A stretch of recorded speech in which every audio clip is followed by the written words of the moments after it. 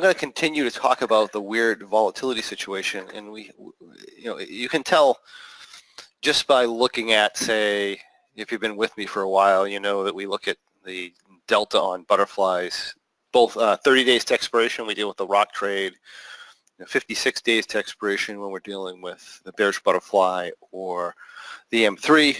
And in this type of environment where essentially the back and forth ATR of the market isn't very high, it's definitely bullish grinding up, and you'd expect to see some relatively high delta numbers going in. You'd expect to see some high pricing on the butterflies, but we don't have that. We have very flat delta. As a matter of fact, this is 18 days to expiration, and even looking at this position here, we have a 50-40 wing, but we're only looking at -5 delta. You'd expect to see this close to expiration in a relatively low volatility environment from as far as back and forth price movement. You'd expect to see some very steep delta here and some really high prices, and we're not getting that.